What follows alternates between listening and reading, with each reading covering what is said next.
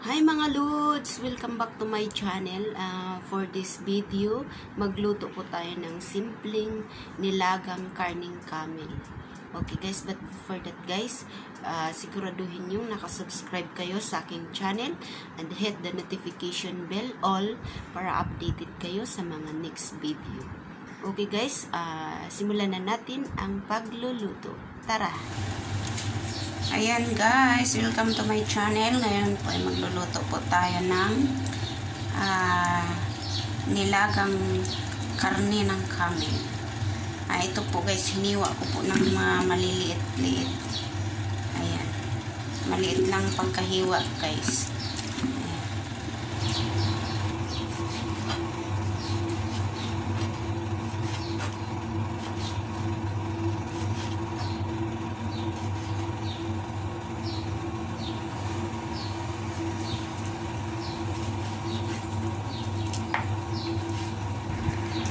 Paalala lang po guys ha, mag-ingat po sa mga kutsilyong gagamitin kasi ano po, matalim po yung kutsilyo guys. Kailangan gamitin para madali lang po maghiwa ng karne.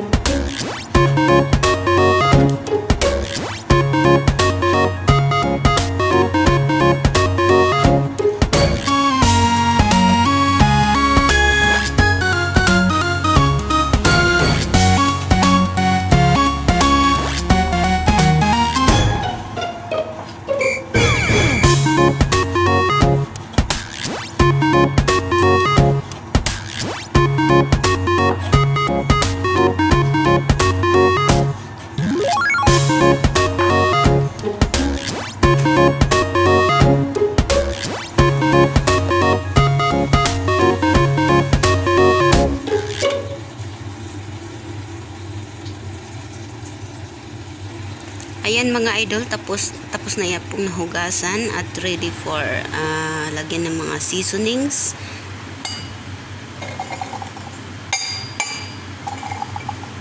Ayan po yung umanin na ahos guys or bawang. Ilagay po natin sa mortar at dikdikin po natin ng pinong-pino guys.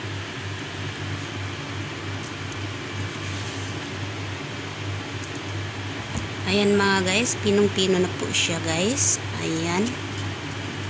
Ayan, ilagay na po natin sa ating prepare na hiniwang karning camel. Ayan, kailangan po siya guys, maraming bawang para masarap siya guys. Mas masarap siya pag maraming bawang guys. Ay cloves at dito po sa Middle East tinatawag po siyang karampil. Pamparami din to ng buhok guys. Maniwala kayo sa akin. Ito naman ay ang cardamon.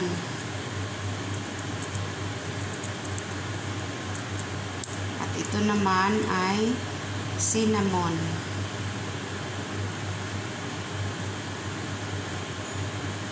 At ito naman ay ang black pepper.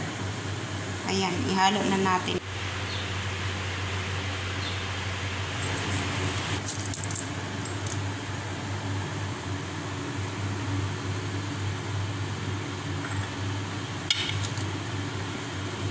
Ayan guys, since maliit lang yung karne na ating lulutuin, dagdagan natin ng kaunting tubig.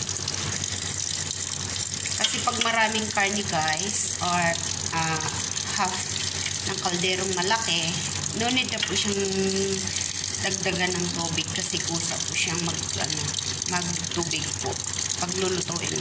Ito kasi guys is maliit lang, so dagdagan natin ng tubig, baka maubusan ng tubig. Yari tayo ni amo pag nasunog. Kasi maliit lang niluto ko kasi ano lang silang kakain guys. 6 lang, 6. Plus ako at saka yung kasama ko. Ayan guys. Ayan yung tubig guys. Konti lang. Ayan lang po yung nilalagay ko sa simpleng nilagang karning camel guys. Or kambing, makamel, or mabaka. Ito lang yung nilalagay ko dito guys. Wala siyang maraming nilalagay. Yun lang po. Ayan guys, sinasalang na po natin. Ayan. And ayan guys, yung apoy is kailangan maraming apoy. Madali siyang kumulo at takpan natin para madaling kumulo. Di muna natin ilalak guys. Pakuloon muna natin bago natin ilak itong pressure cooker. Ayan, kulong-kulo na po siya mga idol. Ayan. So, pahinaan natin ng apoy into small medium and takpan ulit. Tapos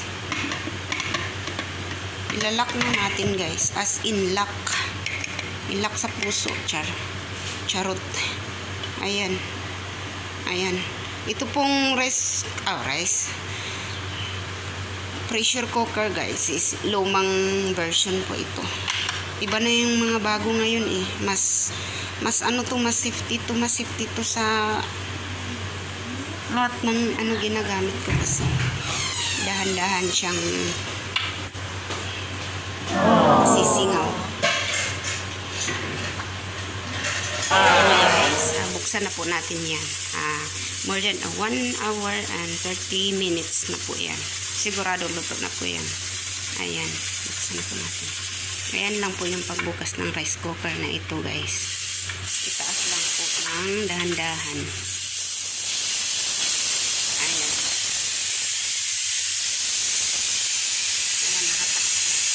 Until matapos. Ayan guys, wala na po siyang tunog. Buksan na po natin. Ayan, wala nang tunog. Okay.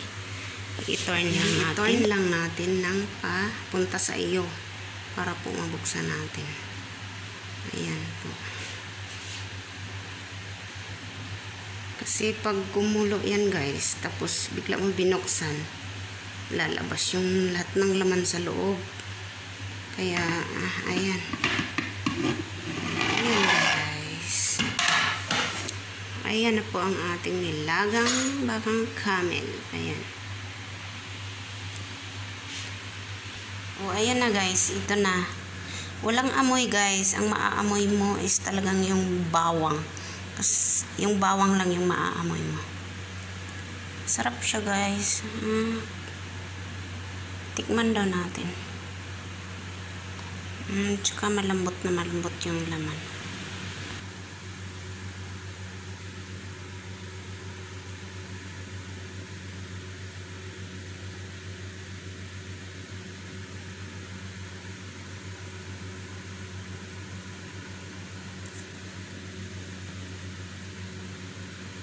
Natin. Ayan. Sakto lang sa templat. Yummy guys. Bye bye guys.